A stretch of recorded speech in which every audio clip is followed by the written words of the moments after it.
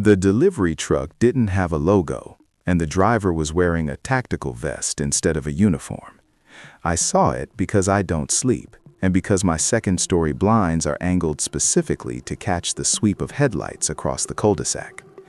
It was 3:14 a.m. on a Tuesday, the time when the suburbs are supposed to be dead, but 446 Oakwood Lane was wide awake.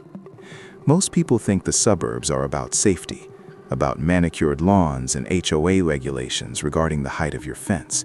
They're wrong. The suburbs are about isolation.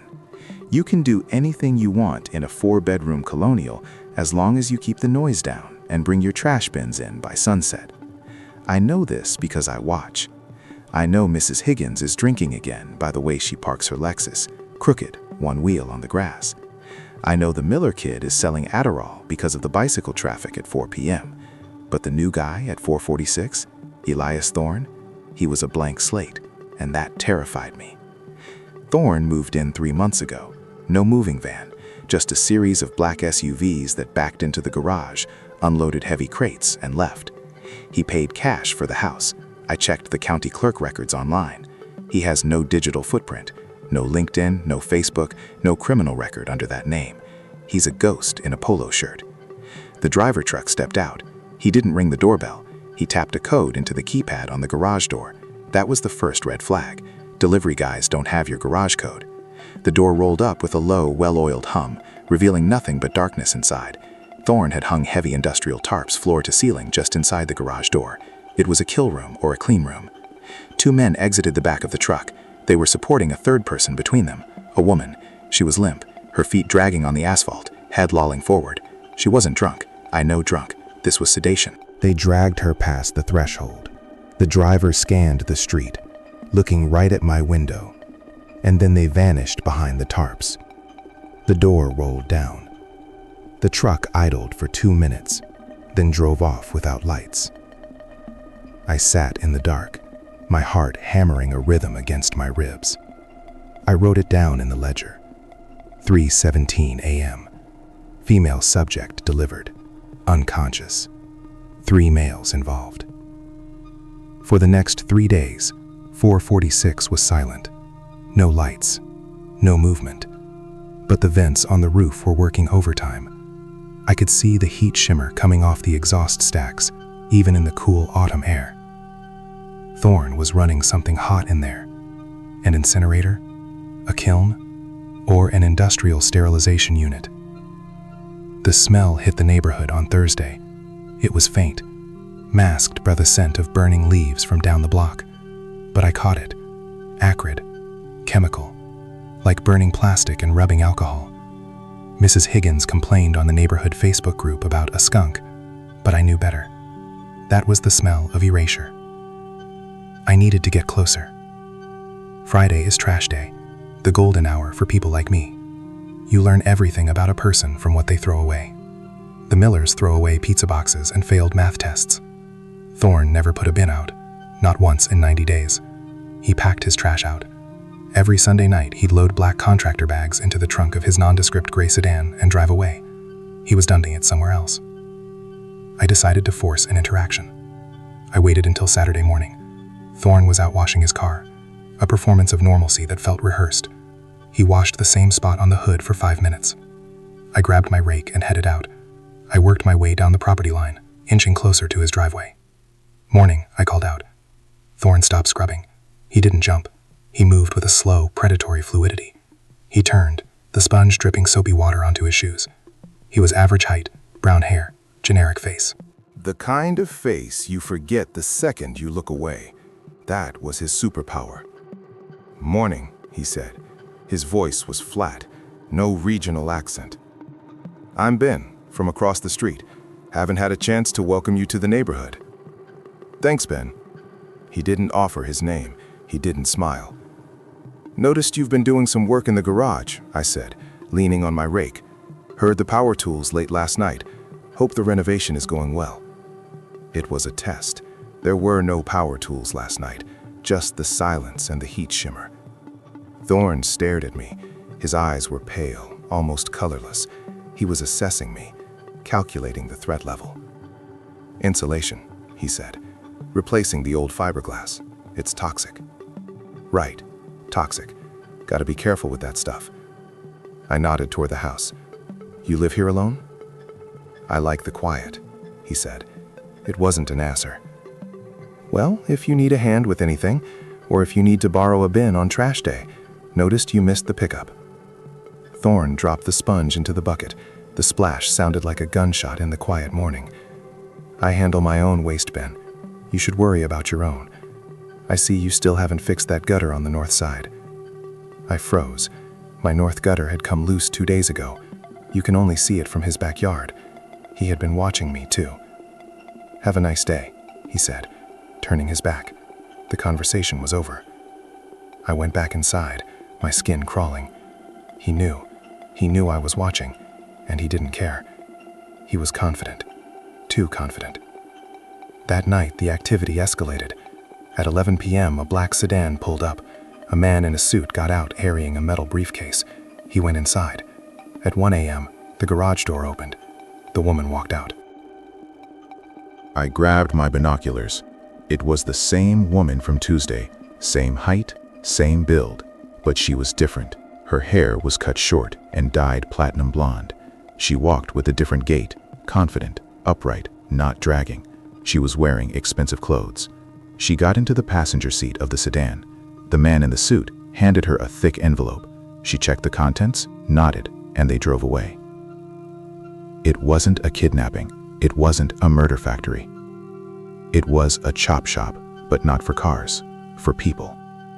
Thorne was changing them. He was taking criminals, fugitives, people who needed to disappear, and he was scrubbing them clean. New faces, new fingerprints, new lives.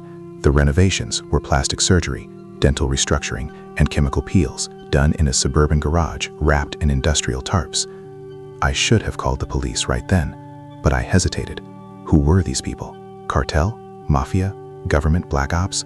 If I called the cops and Thorne was protected, I'd be the one who disappeared. I needed proof, hard proof. Sunday night, Thorne did his trash run. He loaded 4 heavy bags into the sedan and drove off. I waited 5 minutes, then ran to my car. I tailed him. I kept my distance, 2 purrs back, lights dimmed. He drove 5 miles out of the subdivision toward the industrial park near the interstate. He pulled behind a derelict warehouse and tossed the bags into a commercial dumpster. He drove off.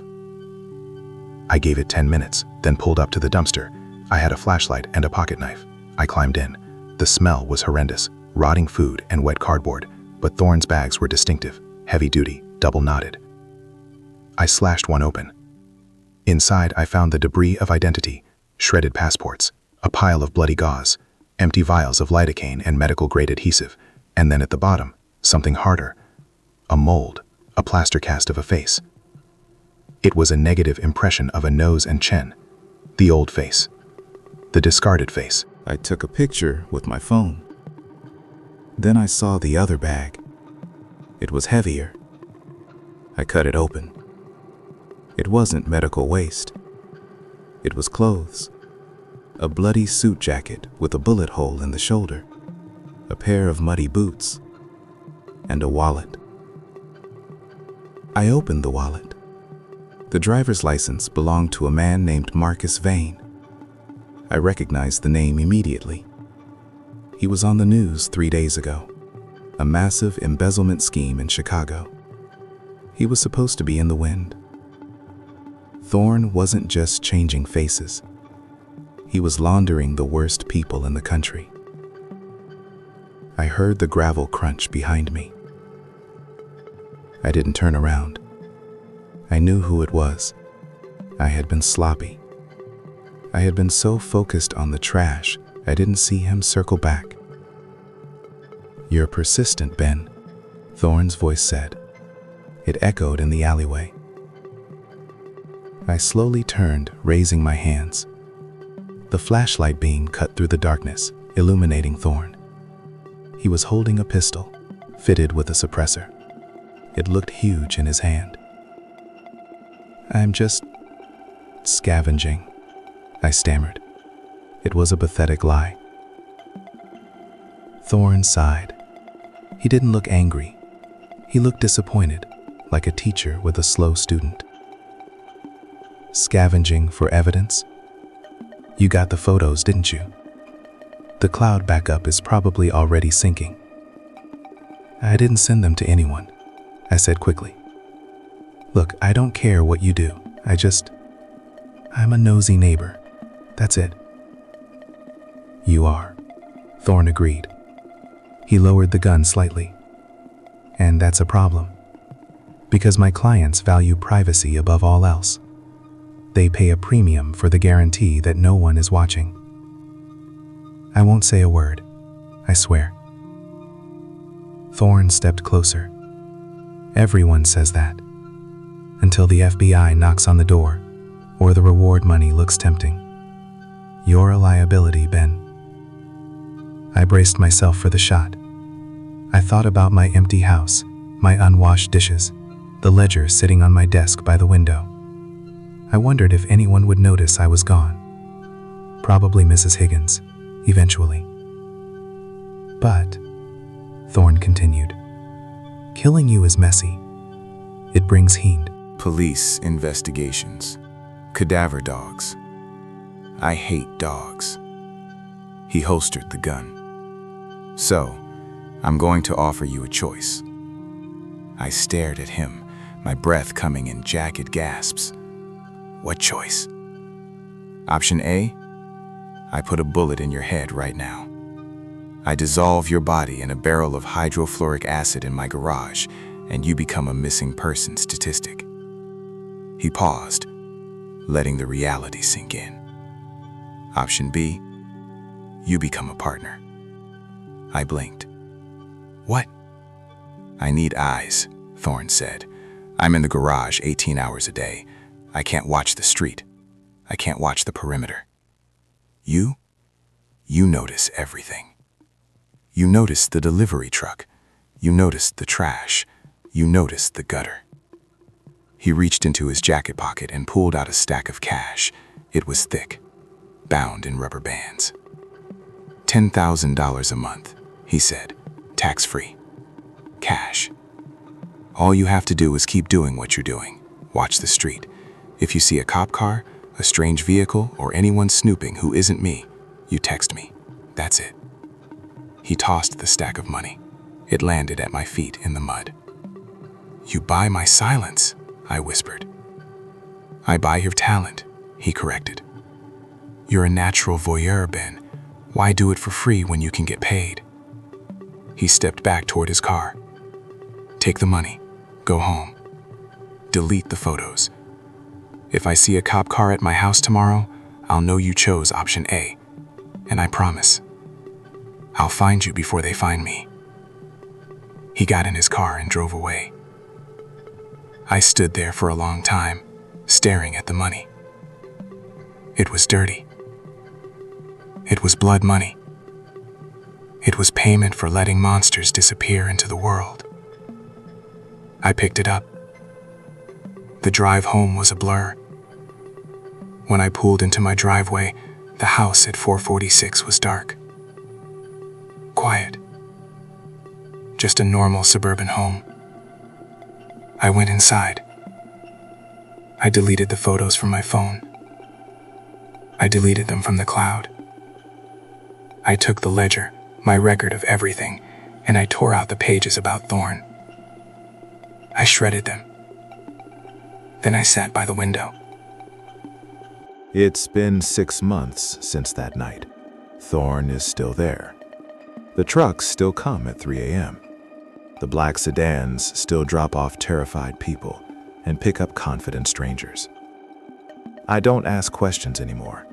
I don't try to see who is behind the tarps. But I watch the street. Last week, a utility van parked 2 houses down. It sat there for an hour. The driver didn't get out. He was watching Thorne's house.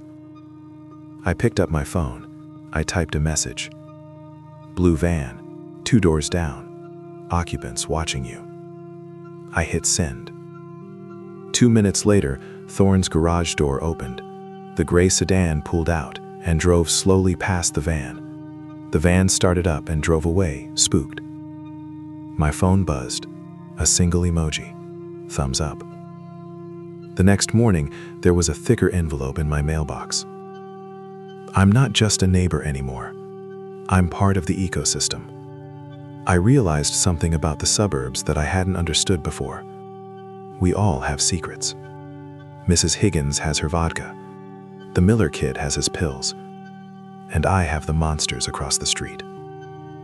I looked out the window as the sun began to rise, painting the sky in bruised purples and bloody oranges. The neighborhood was waking up. Sprinklers hissed to life. A dog barked. It looked perfect. It looked safe. But I know the truth. The suburbs aren't where you go to live.